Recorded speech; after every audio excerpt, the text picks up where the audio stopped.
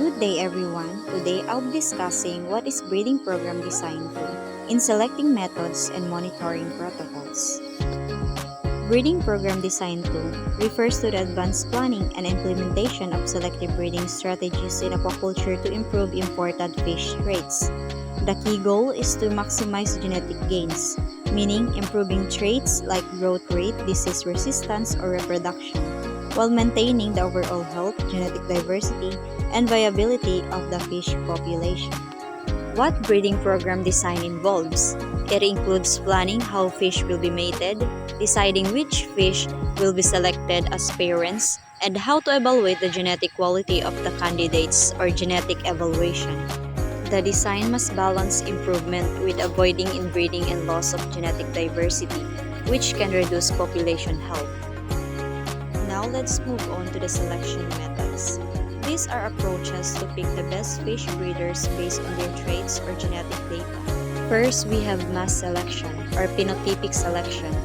The simplest method.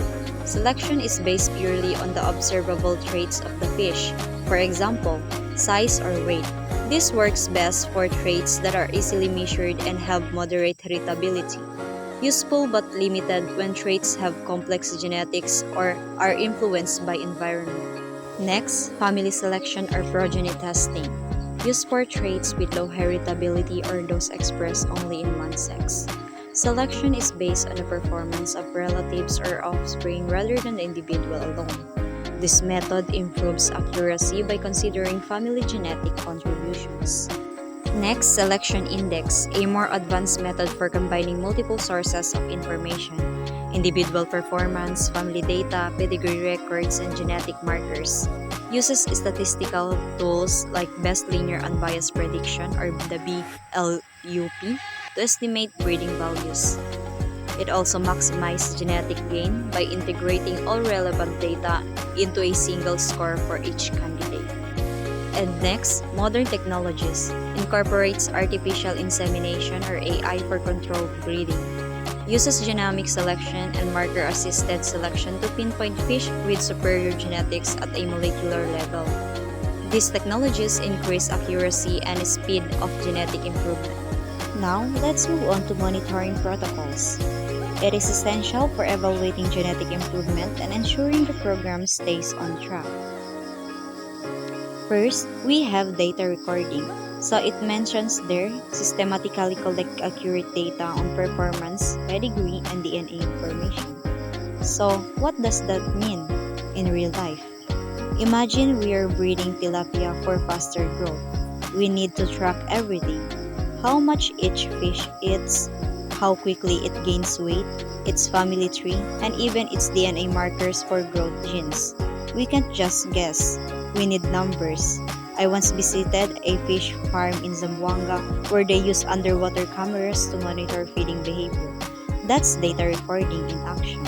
Next, genetic evaluation. It mentions there breeding values or EBVs using tools like BLUP. Okay, that sounds scary, but it is just a way to predict which fish will pass on the best genes.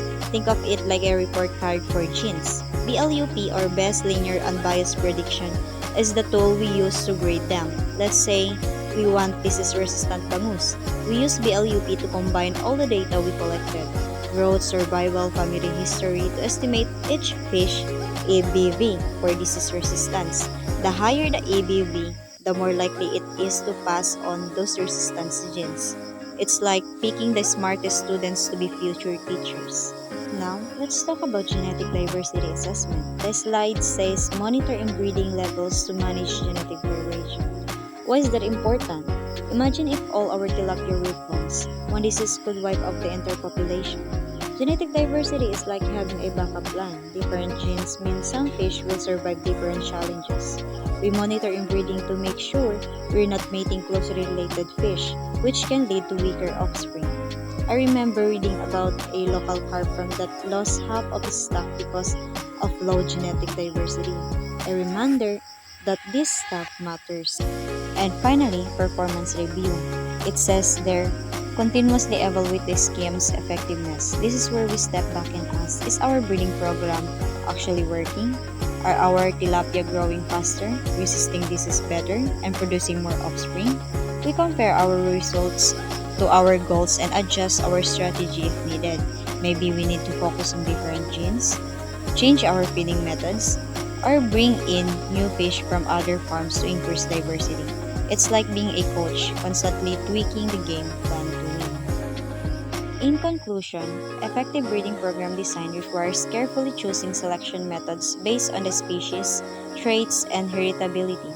Combining traditional selection with modern genetic tools can optimize genetic gains faster and more accurately, while continuous monitoring ensures the health and sustainability of the fish population over time.